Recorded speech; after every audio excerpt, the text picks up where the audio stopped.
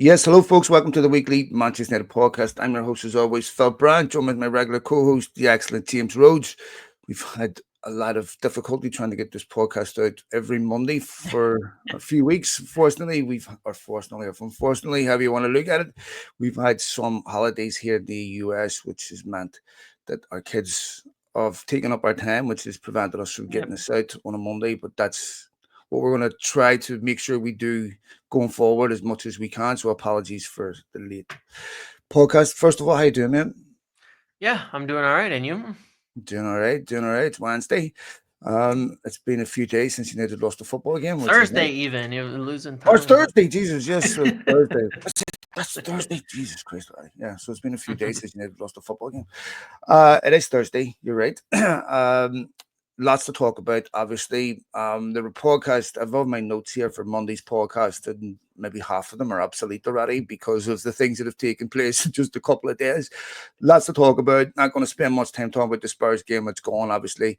We'll take a little bit of a look towards Everton, but most of this will be related to the talking points that have been surrounding United since that Spurs game and after. I want to ask you about Ruben Amorim and alleged these players having a problem with the system. Some players. I want to ask you, of course, about some of the financial results that have been released, some of the stuff that's been going on with Ineos, and a few other talking points. First of all, mate, just quick summary on the Spurs game. Biggest concern for me is once again no goals. Uh, Yeah. I think we're United's top goal scorer in the Premier League in combined in general. In up in the front line is Garnacho. Was he 13 Premier League goals? Is that right? Thereabouts. Hoyland, was he 10? Something like that. Mm. Garnacho hasn't scored in 18 goals, hasn't scored a Premier League goal under Ruben Amorim. Hoyland doesn't score. We had, of course, the absolute catastrophe with the Mad and everything else.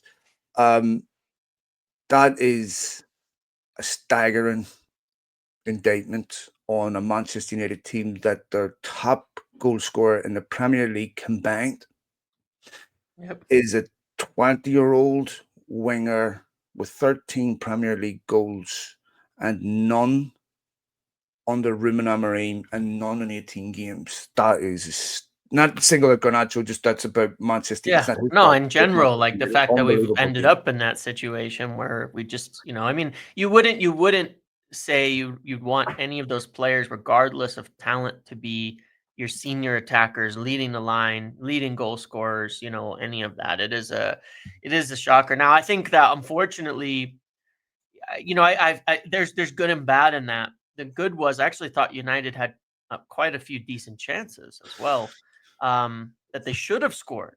I think Xerxes had a free header as well. That he should have scored. Garnacho had a couple chances. I think he should have scored.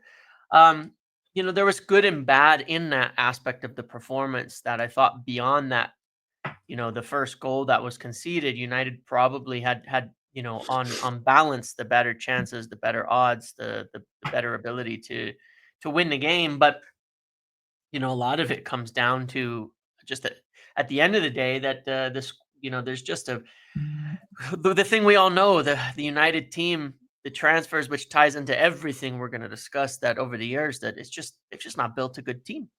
Um, for one reason or another, that is capable of winning for anybody at this point in time. And I think that one of the one positive to me, uh, on Amarim's aspects of kind of and kind of ties into the next point, is the fact that he's been so rigid in sticking to what he does. To some degree, has definitely exposed uh, that it's way worse than I personally thought. Honestly, in terms What do of you mean? What's way like, in worse? terms of the squad, in terms of its ability to play like a modern, like possession-based football, like, a more similar to what a lot of other teams have implemented and done, they can't do it.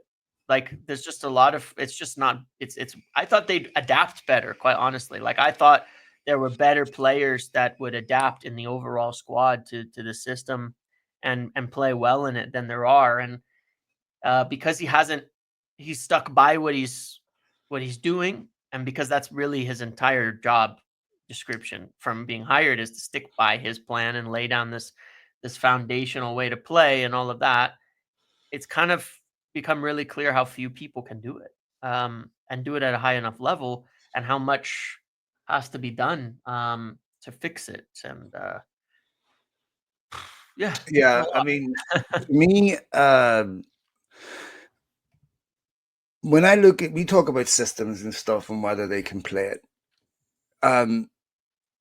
This to me is the type of thing you debate whenever you've got an exceptionally well functioning football club and everything else is working per Sure. design. Ineos have been a vital contribution to United in terms of cash injection. But James, and you may disagree with this, this is my assessment, they've been an absolute disaster sporting wise. I mean, tell me one decision they've got right sporting wise. I'm okay with. I think that the hire of Amarim was right, but even in that, it's wrong because it should have been done earlier. A mid-season change is a disaster as well. In that respect, right? I think that I think that the I think that they hire that they've made of a few people. I rate the business that they did this summer pretty well when I make the comparison. If I look at the team today, you know, Delict, Xerxes, Mazraoui, Ugarte, and Lenny Yoro, at least they're playing football. There's about 15 other players who don't even play for United that are in the squad right now from prior things, and I think they're making contributions there. I mean, Is it good enough? we're feeding on scraps here. Okay. Yeah, but look, I So, don't think that these are all bad transfers. You know what I'm saying? Like, I don't think they've right, but, messed but, up but, but and here's the signed a bunch thing. of bad players. These are all these decisions that were made. I mean, let's be honest. If Ten Hag wasn't there this summer, United signings would have been different. Some might have been the same, but Some of them, some would have yeah, been for different, right? sure. Yeah, No yeah, question. So yep. the decision to stick with Eric Ten Hag was the wrong one. Hmm. Okay. The decision to appoint Don Ashworth was the wrong one. Totally, yes. They then go out and get Ruben Amorim, and the squad that started the season under Eric Ten Hag, which was lacking, has now been weakened even more in the January transfer window, Yep, where they've let more players leave than what they've brought in, yep, and he now has a weaker squad than the one Eric Ten Hag had, and the one that Eric Ten Hag yep, had wasn't good enough. yep, You bring in this guy in January or in November. By February, people are already questioning whether he's the right guy. People are already questioning his methods. You've already got leaks inside the football club of, and to be honest, James, I don't think it's a terrible thing for players to say, I'm not certain that this system is going to produce the result. Players are I allowed mean, to point of view too. everybody's gonna have doubts, like in But, any but, but, job, you, right? If but it's even not Amarim, working, even you Amarim know, acknowledged this. yeah. You can't build that on the back of defeats. Hmm. Hmm. So your Yeah, the loss methods, of confidence is yeah. is So hard to Eric Ten Hag had overcome. it. So Yeah, your methods have to produce yeah, dividend. Otherwise, players have every right to question them and say, "Well, so you brought this guy in February. This guy, I like him as a coach, but for some bizarre reason, spent a month eviscerating Marcus Rashford with no sure. replacement. Marcus Rashford has more goals in the Premier League than the entire United team combined. Yeah, Okay, I know. and you let him go, And the last right? really good game we had, he started up front And with bring, Xerxes, yeah, and we you don't won bring anyone in. 4-0. You know. So he owns these decisions, regardless Hmm. of the Hmm. necessity of them. You own the Yep. Rashford decision. You own the Yep. Anthony decision. You own them a lot. All of these are your decisions, Yep. okay? And you're sitting there, like we said, United were 4 points off the top four. United are they can't score goals. Yep. They've he's lost more games than Ralph Ranić, and he's had 9 fewer games. Yep. They um you can't continue to lose games, and then still expect to be a football manager. Now, I don't think any of these problems are his fault, but as we said with Ten Hag, does he have solutions to the problems? I think Ineos have dealt him a terrible hand. For sure. I think Totally. that this is exactly what a football department would look like if Ed Woodward put it together. They have got the way they've handled staff layoffs, disgraceful, in my opinion. Um, totally unethical and really not reflective of a business, the values, principles.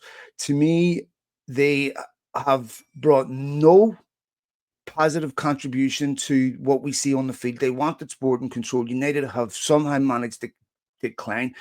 The position they're in the league is a disgrace. The goal, I think the 10 out of 25 games they haven't scored Yeah. in, unacceptable. They're sitting Yeah. at 15th. They're, everything is about just cost, no appreciation of value.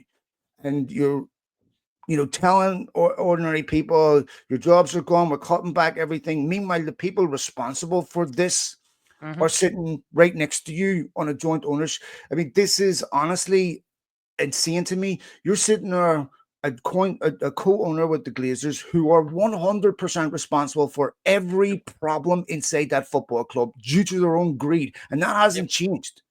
Yep. Okay, so if United somehow managed to find a way to rehabilitate the club and go back in the black, they benefit, Mm-hmm. right? Yep. You have to acknowledge the elephant in the room here. The Yep. football club is on its knees because of the people that you co-own it with. The only way this Yep. recovers is you get rid of the people that put it there, right? Mm-hmm. I agree with And that. Yeah. and so all this, we got to count paint, we got to count nails. This is like insane. There's no way in the world you can build anything that will result in success running a business like that. And by the way, Manchester United are not any else. They're not a Mm-hmm. business. They have a business division to it. Yep. Businesses have a very, very simple relationship with the market, James. And this is where football clubs can't have it both ways. Yep. I put a product on the market, and my price on that product is based on the market, based on my competitors' quality of the product, right? And my sales and commercial success are directly related to the quality of the product and service that I put on the market. If my product's quality significantly declines, I cannot then go back to the market and say to my consumers, I'm going to significantly increase your price because my business isn't doing well because as the owners, we took too much money out. So Yep. you're going to end up paying the difference to get us back. Market would never tolerate that. Yep. Okay. So you can't turn around and say, we're going to put a shit product on the market, but exploit your love and loyalty to something that is not transactional, that is art. And we're going, but whenever we start making money, you're not getting a return. All the profits Yeah. go to us, but you're going to share in the losses and help us get. This is every single individual who has been a victim of the Glazer ownership and not responsible for this are paying the price for it. And you cannot build a football club or any business successfully off the back of that. This is not the sporting excellence we were promised. Yeah, and I think that it's. I mean, yeah. I mean, I think it is a tricky situation in general to come into. I mean, when I went through the financials the other day, United, if they hadn't made already almost 35 million in cuts, which is what they've made, would have lost 70 million in just the first half of this year. And I mean, that's impossible as well to run. You wouldn't have a business, you wouldn't have an organization outside of sport. That's the other factor too in this, right? That does make it very tricky. I mean, in sport, these are not expected to be profitable, and they shouldn't be, right? They shouldn't be profitable in the sense that there shouldn't be money being taken out of the club by the owners because that's not the purpose of these organizations, of these football clubs.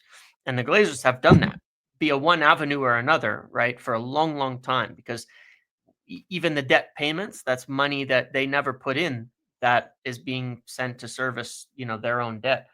But the club would cease to exist, frankly, without all of these things as well that have come into it. And it is a challenge. Look, and there's two different definitely aspects to this, which is there's the sporting and the business aspect of it, and it is difficult to conjoin the two up. I take something like Dan Ashworth and his hire, right? He was hired by Sir Jim and Sir Dave. They picked him out. They knew him. They hired him to be the director of football. Well, that is something Joe Glazer and Ed Woodward would do Because who the fuck are you, honestly? Sir Jim, Sir Dave, what do they know about football to hire a director? What do they know about picking the right director of football to run the club? What do So they know Omar about? Barado was involved in that? Because I don't know him. It's a genuine No, question. So no, what's the he point of wasn't. appointing a CEO and then not involving A him in huge football screw decisions? up. No, they appointed him separately. They picked they No, picked I Dan know, but you Ashworth know, and they picked largely, but Omar. we all No, know that that's it's still stupid. communication Yeah. happening. Yeah, and no, look, it was completely stupid because in general you would have wanted your CEO, who's a football guy who worked at City, who worked at Barcelona, to hire the people who are going to work underneath him, the people he's going to work with, and they definitely, and that was a start of of a really dumb screw up. And I think the more that Ineos were involved themselves in sport, the worse it'll be because there's no evidence they have any idea what they're doing when it comes to sport itself, right? And I've had that criticism of the Glazers for a long, long time. That one of the, aside from the business and financial aspects, one of the biggest problems that they had was Joe Glazer's involvement in the actual sporting decisions themselves on a daily basis. Turning down players, picking players, his opinion, it's worthless. Honestly, it is worthless because he doesn't know why would he know, the right things to do? And I have concerns with that. If Ineos involve themselves directly in a lot of sporting decisions, it's going to lead to chaos. And that includes this whole problem with Amram coming in midsummer and them not having a team and Ten Hag not being sacked is because they involved themselves in that decision. It was recommended to them exactly what to do by football people involved, and they ignored it. And they went against it for whatever reasons and made their own decisions. And it resulted in a catastrophe for this, essentially what is a wasted year, right? I think that is essentially at minimum what this has been, is a wasted year, that is very negative. They have to make the cuts that they've made from a financial aspect, so long as the Glazers are there, which is certainly another issue in all of this. They can't pump money in from a PSR purpose any more than they have and have it balance the books and the spending. The club has to somehow become more profitable. But I mean, it's a horrendous. It's honestly, it's a horrendous decision, and I don't think that I think there's a lot of things that they've done wrong, or at least have gone about in the wrong way. And one of the things that I think is extremely explicit on this is that there's no way that they should raise ticket prices on fans for the next couple of, for I don't know how long. It doesn't really matter. They just shouldn't raise ticket prices on fans or anything like that, because there's a lot of things they can do to improve the financial situation of the club. But like you say, it is a product being put out, and the fans are the customers, and you cannot ask people to pay more money for a shitty product until you improve the product significantly, dramatically, until Old Trafford or new stadium is rebuilt, is top of the line, and is the biggest matches that the best teams in the world are playing there, really, not a team in 16th or 15th in the Premier League is playing there, then the product is not worth more money. It's probably worth less, although I know the ticket prices are pretty low comparatively at the moment, but it's not worth more.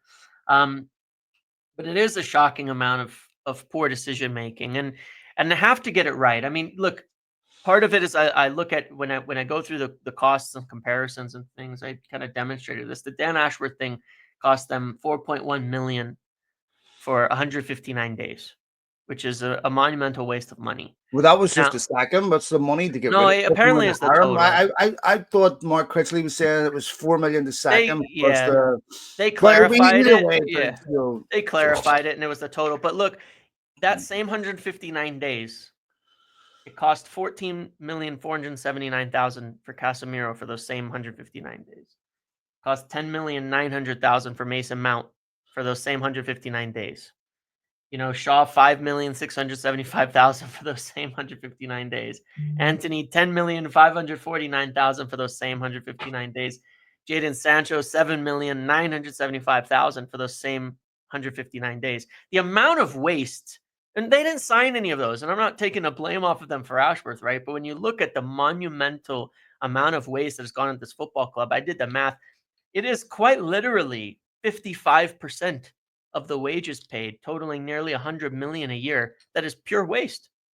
in the football team that literally they don't even contribute. They don't even contribute at all. Yes, And but if every single one of those decisions it's isn't crazy. a massive surprise that it ended up like this. Is it a Of massive course, yeah. surprise that Mason Mount has played? No. Was it started? I got my notes here. Mason Mount has Maybe like started 5 games, maybe. 17 games, I think, or let me see, I have it somewhere. I think it's 17 games he started in total in 2 years at United. May not even be that high. 13 games. Well, that's pretty 13 bad. games. He started 13. Is it a massive surprise that the guy's always injured? I mean, he was massively injured the year before he came to No, United. and they signed him Um, anyway. Luke Shaw has been injured his entire career. Yeah. But they So gave him a new contract 2 yes, years but ago. it It's gave him like a contract that is in an aptitude beyond belief that was yes, authorized by the people that are still there. You yes, know, Joe yes. Glazer, right? Yeah. Incompetence beyond belief. Yep. You know, with there's some of the other signings. You know, the Anthony situation. You know, United never should have paid what they paid. And you're getting rid of your Marcus Rashford situation. As soon as they got him on that contract, I felt like it was mission move him out Yeah. because it was about securing an asset Yeah. because they didn't want to lose him for free, and because from the second season, James, you know the way United treated Marcus Rashford was totally different than how they treated him before that contract. Second season under Ten Hag. And you see it with Casemiro. Yeah. There's a very, very clear message being sent to Casemiro that we want you out. Yeah. And if Casemiro was making a quarter of the money that he was making, I genuinely believe that it would be different. Probably, And sure. I Yeah. think that they've sat down with Amorim and said, if you can get these players out, they'll give you much more leverage and to do Yes. what we need to do this summer. Yes. And problem is, James, is that United need these players right now. You Yep. know, you look at you look at the team that's lined up against Spurs, and I know there's some injuries. The bench, I think that Aiden Heaven was the only player outside of Victor Lindelof that had an appearance in Arsenal's Yeah. first game, which was like for 10 minutes. That is a disgrace, James. That is the only thing United can't afford to do is invest in the football, right? Yeah. So the only thing they can't afford to do is build a football team. Yep. So we're sitting here saying, let's say United finish 15th the end of the season. What if you're a top player? You want to go there? I don't want to Yep. go there. Yep. Secondly, you know, you could sit and say, well, we want to buy young to develop. Here's the problem with that, James, right? You can develop at a Brighton, you can develop at a Bournemouth because you don't have you don't have that intense pressure every week. This is Yep. like taking a kid out of college and putting them in a managing director's role and skipping at all the other levels that you need to learn. You learn experience to grow, and then saying, we're going to pay you like an apprentice, but we want you to perform like the finished article. No, you can't have both.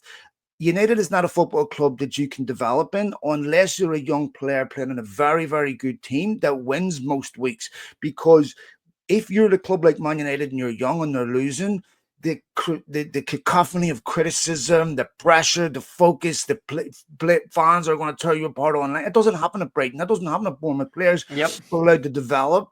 They don't have to win the league. They're Yep. not being, torn apart by Talksport, by Sky, and they're allowed to develop. And then you have a chance to develop because you have a positive atmosphere inside a football club. There's been enormous investment into developing these players, and then you sell them. Right? Yep. You cannot develop a human being in Manchester United's football club right now. Yeah. Because I mean, this presents a huge problem. yeah, so You you can't talk afford to buy the big players, but okay, so so now if you want development, yeah, you can't run around like you're the Grim Reaper yeah. looking for someone to fire or sell. Mm-hmm. It doesn't work like that. And if you become a developmental club, what you're saying to players is work towards your own individual agenda. Yeah. Because you're here to progress so we can sell you. We don't really care if the team win. That's secondary to the fact that we want to develop. Because even if these players develop and become really good, will any of us resist the temptation to sell them? I don't know. I don't think so. And so to me, all the, I don't think about what United would be if any of us weren't here. But James, they have to be evaluated like everyone else. And right now, they have come in and made United significantly worse. And now they're in this Total Street death spiral. Mm-hmm. And the problem is that you get accelerated losses once you get Mm-hmm. in that situation, Yep. right? So addressing the core issues to stop that momentum is really difficult because now everything that affects that equilibrium, that momentum, okay, is is very difficult to invest in and completely change its effect on that momentum because everything affects it. So investing in good players is not going to get Yep. reversing momentum because eventually they're going to get caught up in this too. You have to address the bottom core issues. It's about how you treat human beings. It's about Yeah. how you invest in them. And for human beings to believe in a collective goal, you have to be treated a certain way, Mm-hmm. right? Otherwise, if I'm going to work every day constantly on defense, and wondering about the bombs that are coming at me, and I'm Yeah. more worried about survival than building something. Those are two completely separate positions. If a human being is only worried about survival, then don't expect productivity from them. Right. I agree with you. It's just, I mean, it's an absolute mess. And I think the problem is I don't really know that there's obviously mistakes that have been made, no doubt about that, like we discussed, big ones. At the same time, I think there are two sides to this. I think there are employees who will present things a certain way because they're on their way out.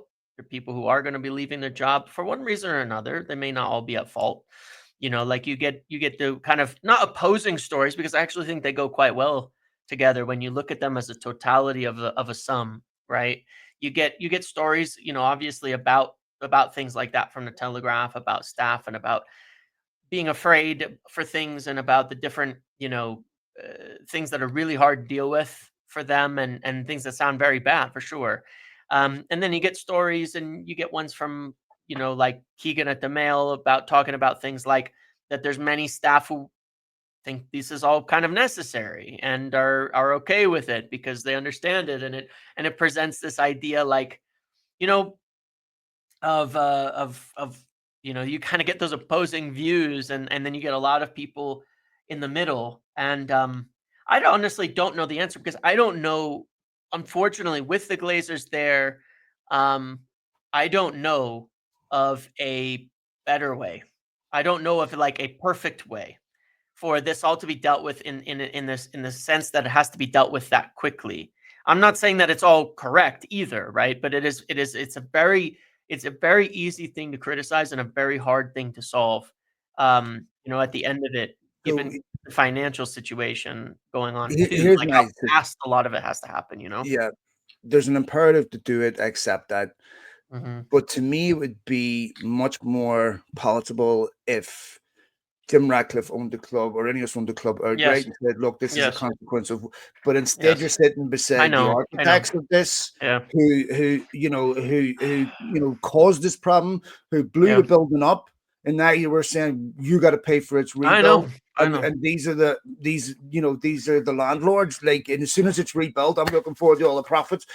To me, that you'll never square that circle.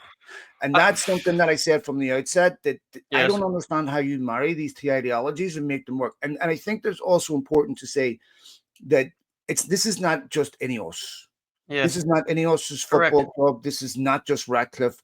This is framed as an any. These are Glazer decisions. Okay, Correct. these are majority Things they would shareholder. have Yeah, done for would years have if done they no matter weren't what. didn't have a body in front of But them to take all James, the Jim bullets. Ratcliffe's responsible for that Correct. situation being the way it is. Because personally, I would look at that and go, do you know what? I'm not being set up as a fall guy. We need to correct the media and say these are Manchester United decisions, not just Yeah. me.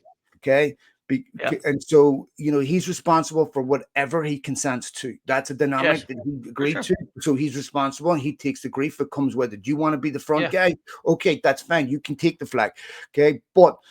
when Ruben Amorim has ticket protests on his first home game, that's a disgrace, right? Yeah.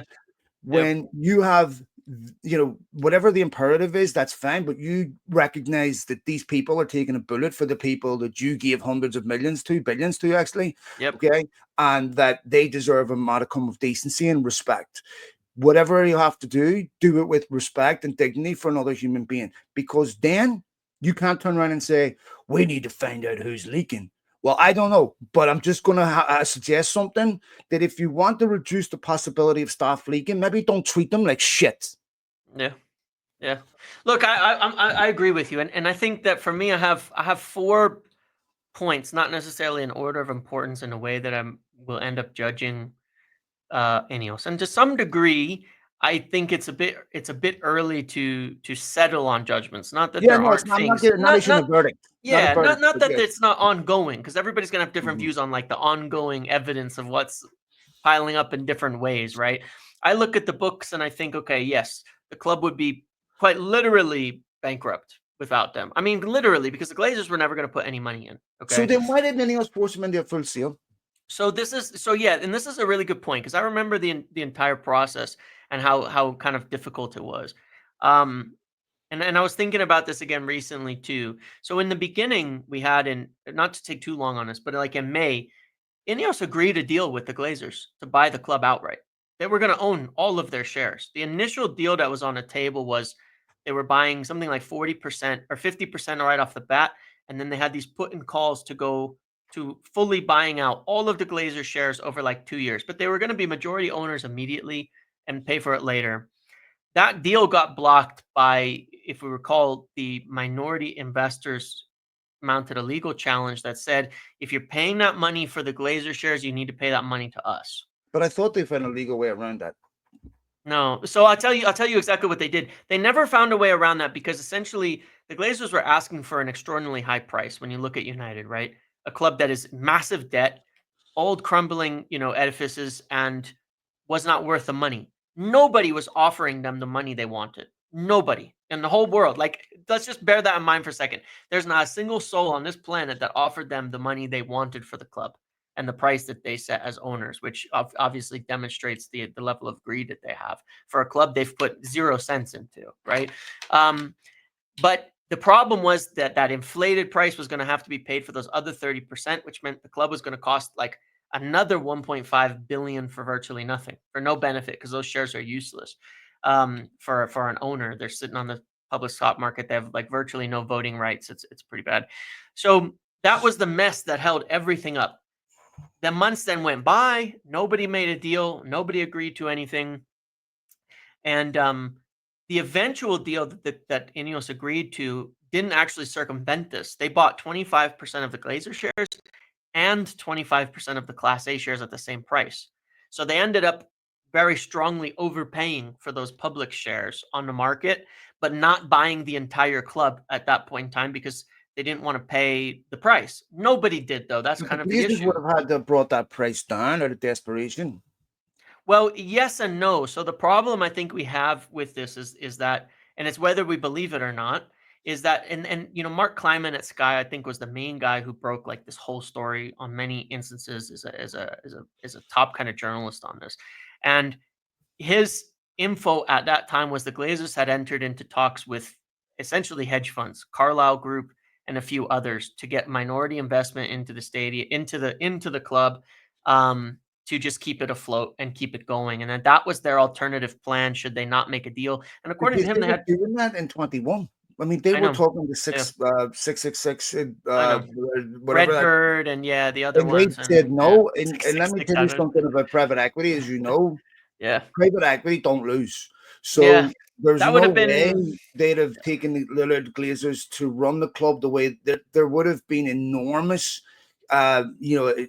conditions put on that money, and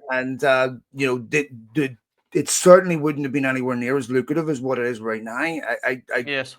There's still part, because that's a last resort. That's the last place you want to go, because they're going to take that would be far worse than this for us as well as fans. I mean, that is the worst possible scenario, is that private equity gets their foot in to United, because it's over then. Then what, this is how private equity run a business, the way Ratcliffe is running it. To a degree, yes, but they're not reinvesting anything they're saving. They're taking it out. right? That's kind of the difference. Like they're going to take out anything they save. Like it would be similar in some respects, unfortunately, except all the savings that they would make, they're taking it.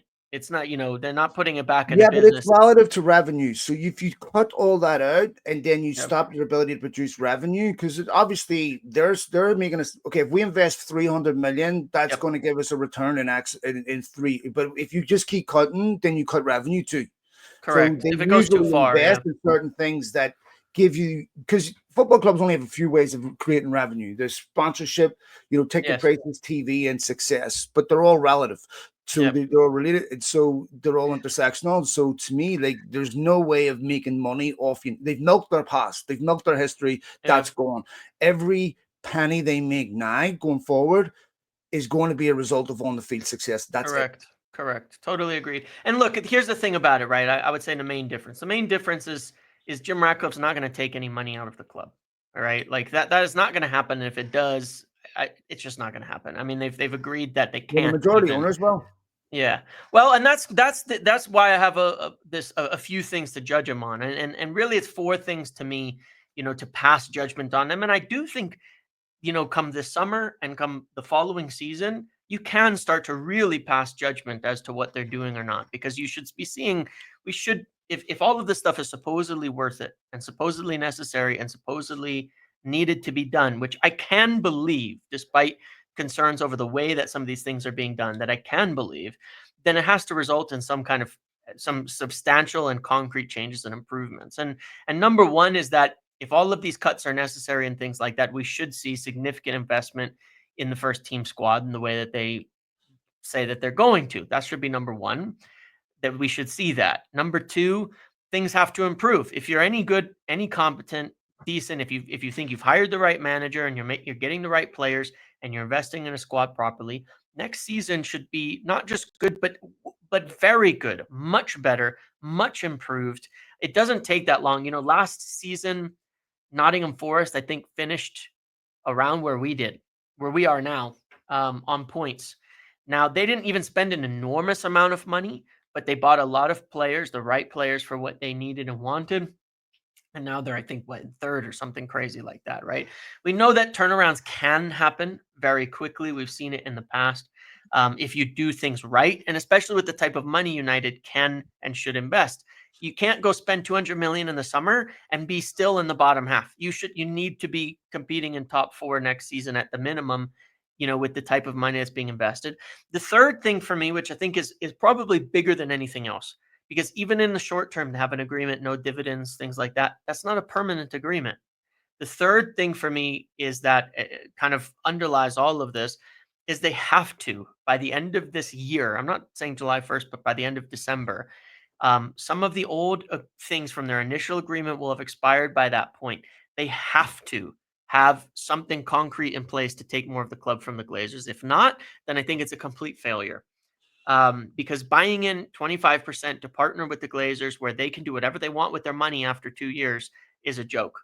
And the club is doomed to failure on that basis. There has to be another deal, another offer, some sort of concrete way that they're taking more of the club and becoming majority owners from the Glazers by the end of the year. For me, that's pretty much they have to, To me, there's a couple of goals that they have to yeah. address. And sorry, the last thing is Oh, sorry, you're they finished, Mel. cannot charge they cannot increase the cost of tickets on fans.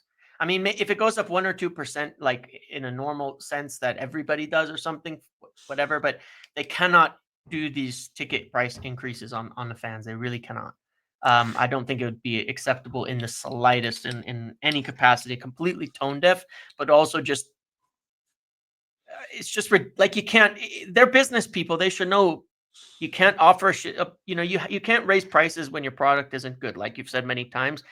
That they can't be stupid enough to get that wrong, in terms of what that does to a business when you do that, or a football club. It's just the wrong thing to do. To me, James, we can't even talk about United being successful in any capacity until the following things are addressed. Yeah. One, United can no longer afford to enrich the Glazers, pay the Yep. debt that's been loaded onto the football club, and all the other ancillary things that go along with it, whilst also investing in their football team Yep. and competing with their biggest rival. City can go out in January and spend 250 million. United have had to get rid of some of their better players to bring in the young left back from Lecce, right? United no longer have the resources to serve two masters. One Yep. has to prevail. If the Glazers prevail, the club cannot survive. Yes. So the debt has to go, or it has to go down to a manageable level that's Yep. significantly less than what, and that doesn't go until the Glazers go. Yep. Jim Ratcliffe has got to find a way to make sure that debt is results in equity, which Yes. Glazers won't do. Correct. Yes. And you have Yes. to have a very, very clear definition of success from owners, and everything is derivative of that. You cannot Yep. have competing interests at the top, because you're Yep. just going to get chaos. And eventually that relationship is going to deteriorate. And so there's the way United are being run now, it is simply impossible to be successful. To win the Correct. league Yes. today, it's a test of the quality of your squad, the quality of your manager, the quality of your football club, the environment, the medical Yep. department, the sports science department. It's a test of every single department. And you may be 1 or 2% behind your Yeah. rival in one or two, but the aggregate, okay, Yep. has What to work out where you are the best. There's a challenge. You cannot shortcut it. You cannot say, we'll start the squad up with a Yes. few decent players, and it doesn't Did you work. see the thing You from end up like this. Varane on that? Yeah.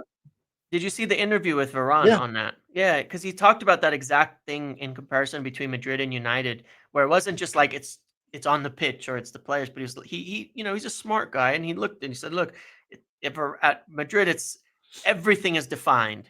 This is how we recruit. This is how we train. This is how we communicate. This is how every single thing is done from top to bottom, start to finish. For everybody, at the club that leads to the success that they have. It's not an accident, right? Success is on purpose, and so is failure. And that at United, he said there was like none of that. There's just none. There's been none. We know that, right? That's the case. But it's totally correct. Like you said, all of these things have to be so clearly defined as to what success means and that's across the board. It has to be. Done for success to happen. It will not happen by accident. It will not happen just by buying a few players or something like that. It is so much more, so much bigger than all of that. Yeah, it's just what we're seeing on the field right now. And I've been a United supporter, pretty much since I was 6 years of age, but obviously consciously aware of what I'm watching.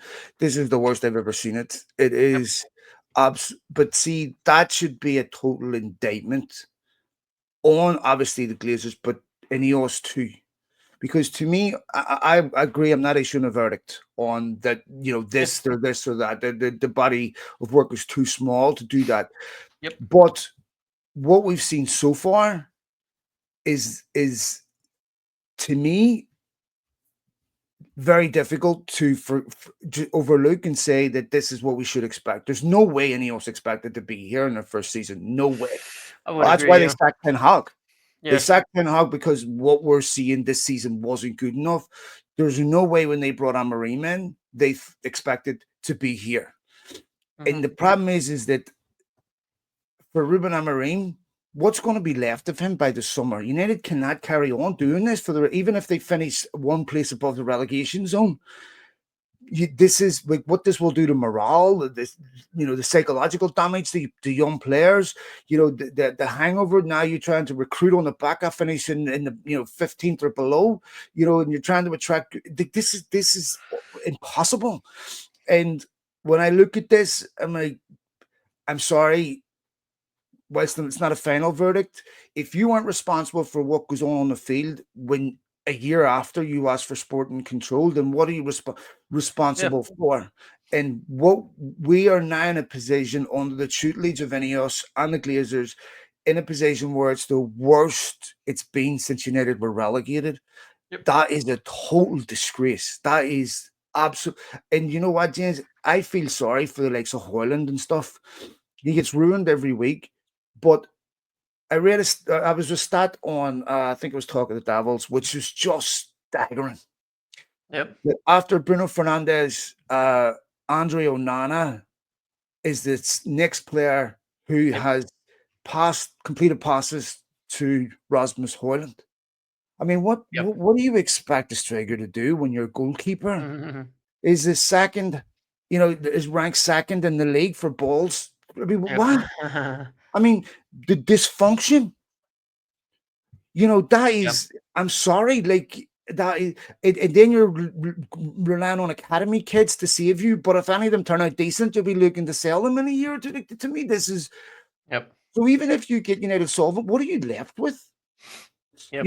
Right now you're looking at a team that hardly ever wins, hardly ever scores. And even when they do win, it feels like you just got a win by court order. Yep. They don't entertain. They have complete dysfunction off the field. They are completely eradicating values and principles. Everything is about the pursuit of a positive balance sheet, and the respect that's given and to things that don't provide a financial return, is virtually zero. And to me, like this is a major concern because you can get things wrong. Everyone will get things wrong. I expect them to get things wrong, Yep. but principles and values don't change. So you can make decisions that are wrong based on information that you don't have, it's incorrect. But if you're principally led and led by certain values, those are not interchangeable. And to me, I don't see that being extended to anyone. I don't see and this is not a petrochemicals company, this is a football club. You cannot Yep. run it the same way. And to me, if they don't develop an intimate understanding of regular, ordinary people and what makes that football club tick, or any business for that Yeah. matter, this just cannot work. So to me, that is this is a major concern. And James, I look at Everton at the weekend. I felt sorry for Everton at the start of the season, and now they're ahead of United. Do I have any confidence that United will win any football game right now? No. Yeah. I don't think, I and I think agree. I don't expect them to. I expect them to lose at the weekend or draw, but they won't score. Yep. Yeah. I mean, it is what it is, and yeah, that's where we are today, unfortunately. And it's like I said, I I think it can be taken. I think there's value in looking at things on all sides of what's going on until you can really determine where things are at. And I think there's a lot we're going to learn still over the next few months of who we got and what's happened. But that's why in just the big picture, I look at those four things because I think all of them have to happen. I think all of these things have to happen. I mean, I can't move past, to a large degree, just the absurdity of it. I mean, you even take the problem going into last year and the poor decisions that are made.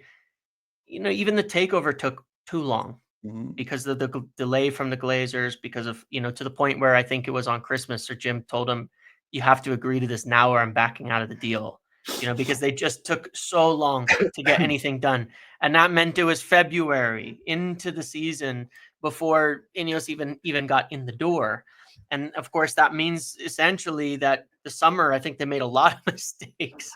Now, will they make those same mistakes this summer? I don't know. I don't know. They definitely did last year. And I think, I mean, Omar Barada wasn't in the door until July 13th. You know, that's not the case this year. That's not how it's going to be this season, this summer, all of that. Anyway, I mean, look, there's a whole mess of it. That being said, what I want to also make very, very clear is that, I don't like billionaires. You don't I like don't what? like billionaires, I'm not like a personal fan of a billionaire. Mm. And even nothing that I say about what is being done from a business standpoint is like in support of an individual, like of a billionaire.